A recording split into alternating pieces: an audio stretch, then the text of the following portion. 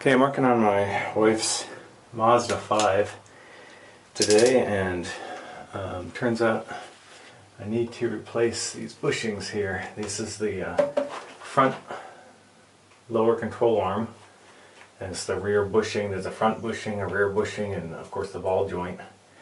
And this rear bushing here, if you can see in here, is all the rubber is starting to come apart on the inside of it, and it's deteriorating. So I'm going to replace that with a new part that I bought. There is the box it came in. If you're wondering, this is from German Amazon.de. I'm sure it's also a similar product available in the States. But one thing to note about this product is that the bolts that come off the car are not the same as the bolts that the new bushing takes. Let me grab that part and I'll show you what I'm talking about. Okay, here's the new bushing. Comes in one piece. You can also get the whole lower control arm with the bushings installed, pre-installed, which might be easier for some people if you don't have a means to press this new bushing in and pull it out, because it's pressed onto this spline here at the rear of the lower control arm. But these two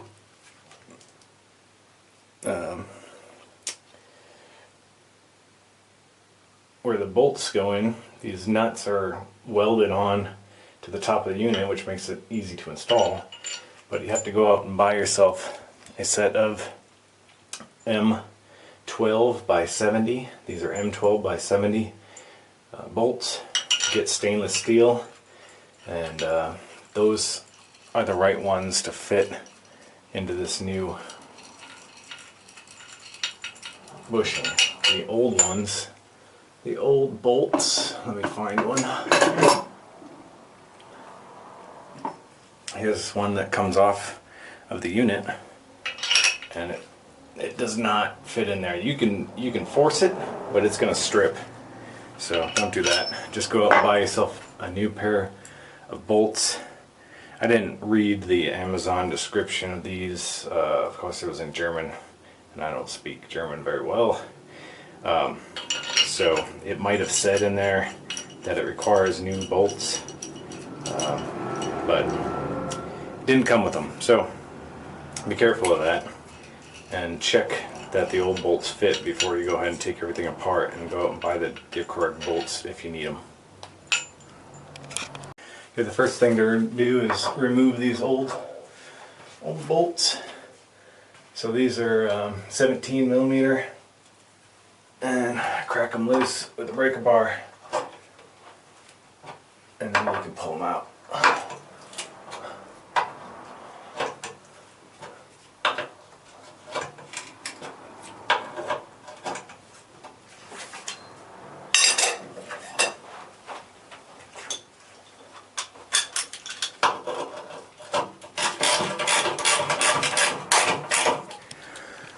Okay, you can loosen up these bolts and everything with the car down on the ground if you want, but you're eventually going to have to jack it up. So what I've done is I've jacked up this side of the car, the left side of the car, supported with a jack stand, and so I can loosen and remove this front bolt. This is a 19 millimeter, and so we have to take that out.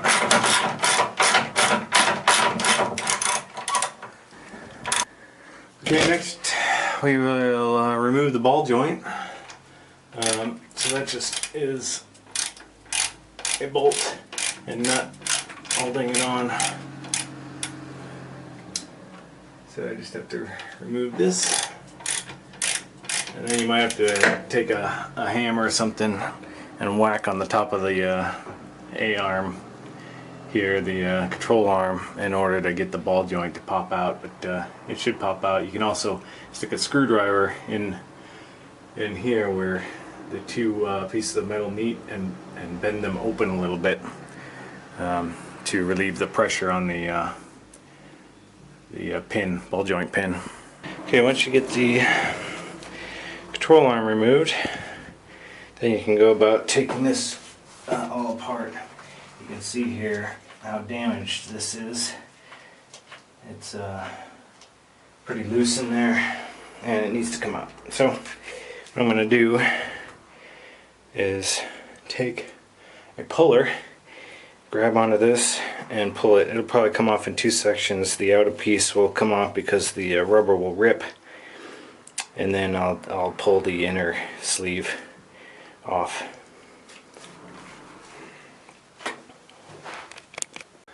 Okay, so I got the puller here. It's a 3-jaw puller on just the outside of the unit.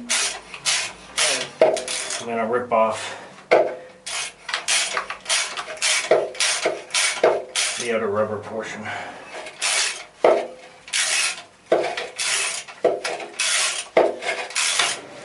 Okay, now in order to get the inner portion off, take my puller tool and clamp it around. And I use the flat end of the tool. There's a flat end and there's a curved end. Here, it looks like this. It looks like this. And here's the curved end and the flat end. Put the flat end against the inner sleeve to pull it off. Tighten these all down, and then if you have an impact wrench, that works the best, or not. If you have a breaker bar, that can work as well, and you just have to work it off like this.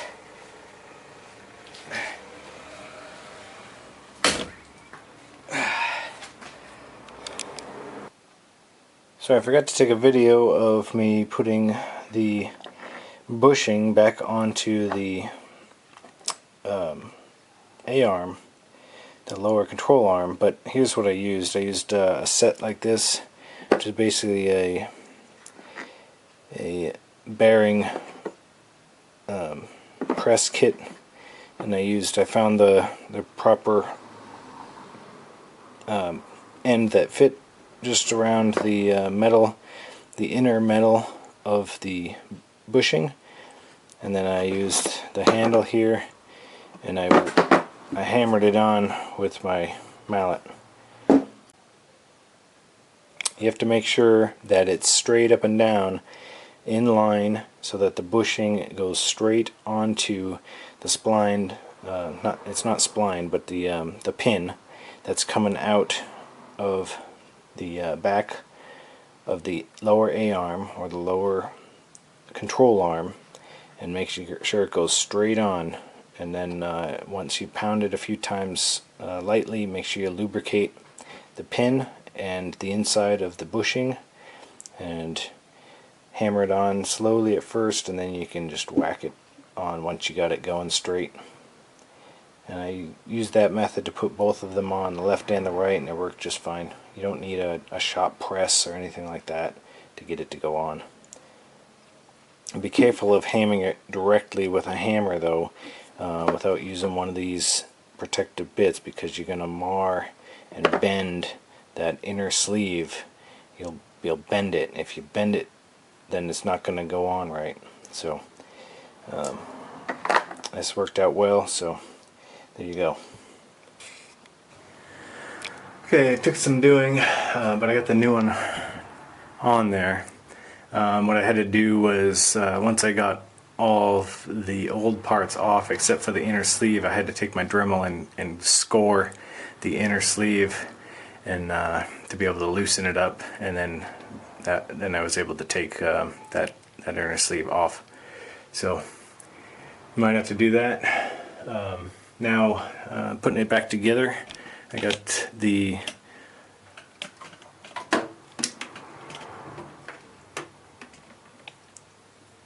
putting the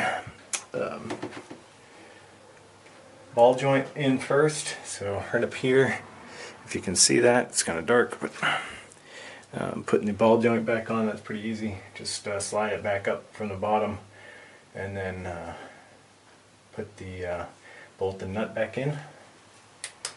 And then from there, the difficult part is going to be getting this to fit. You have to kind of bend the wheel out a little bit, pry it out, and get these parts to fit in there. So I'm going to work on that. Might be easier to put this front ball joint in, or the front bushing in to place, and then put the ball joint in. Probably should have done that, but I'll see if it works this way, and then I'll let you know. Okay, now it takes some finagling. Actually, I took the bolt out of the ball joint and then lowered the ball joint down, and that allows the ball joint flexes, so that allowed me enough room to get this front bushing in. And then so I put this front bushing up into its little cradle here. I haven't put the bolt in yet, but I put it into its little cradle here, and then I put the ball joint back through and put the bolt and nut on there. So next part is I'm going to put these screws in, and I'm going to have to use some type of lever or something to get these into the right position. Just kind of move them around where you need to get them, and then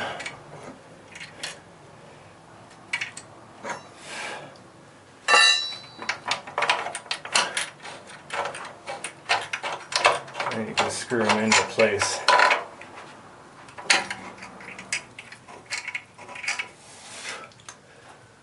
This one, I got one started, and then I'll get the other one started. I'm gonna find the bolt where did I put it.